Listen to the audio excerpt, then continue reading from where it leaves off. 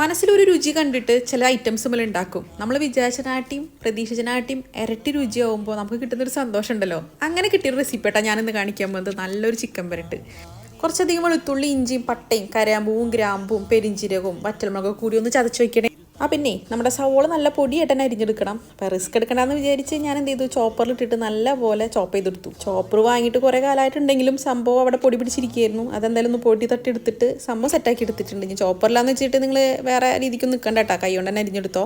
ആദ്യം ചതച്ചെടുത്ത കൂട്ട് വെളിച്ചെണ്ണയിൽ നല്ലപോലെ ഒന്ന് മൂപ്പിച്ചെടുത്തോ. ചെറുതീലിട്ടിട്ട് സവോളയും കൂടി ഇട്ടിട്ട് ഈ കളറായി വരുന്ന സമയത്ത് കാശ്മീരി ചില്ലി പൗഡറും മല്ലിപ്പൊടിയും മഞ്ഞൾപ്പൊടിയും ഉപ്പൊക്കെ ചേർത്തിട്ട് നല്ലപോലെ ഒന്ന് ഇളക്കി അതിൻ്റെ പച്ചമണം ഒന്ന് പോയിക്കോട്ടെ. ഇതിനിടയിൽ അതൊന്നും കരിഞ്ഞ് പോയിരുന്നിട്ട് ഹൈ ഫ്ലെയിമിൽ വെച്ചിട്ട് 2 തക്കാളി അരച്ചതാണ് ചേർക്കുന്നത്. തക്കാളി അരിഞ്ഞ് ചേർക്കരുത്, അരച്ച് തന്നെ ചേർക്കണം. അതും കൂടി ചേർത്ത് ഒരു 10 മിനിറ്റ് മീഡിയം ഫ്ലെയിമിലിട്ട് വഴറ്റിയതിന് ശേഷം കഴുകി വൃത്തിയാക്കിയിട്ടുള്ള ചിക്കനും ചേർത്തിട്ട് ഒരു തരി പോലും വെള്ളം ചേർക്കാണ്ട് അടച്ച് വെച്ചിട്ട് ഒരു 5 മിനിറ്റ് നിൽക്ക് 5 മിനിറ്റ് അല്ല കേട്ടോ, 10 മിനിറ്റാണ്. 10 മിനിറ്റ് കഴിഞ്ഞ് നമ്മൾ ഇളക്കാണ്ട് തൊടാണ്ട് ചെറുതിൽ വെച്ചിട്ട് ഒന്ന് അടച്ച് വെച്ച് കഴിഞ്ഞാൽ നല്ലപോലെ വെള്ളം പുറത്ത് ചാടും.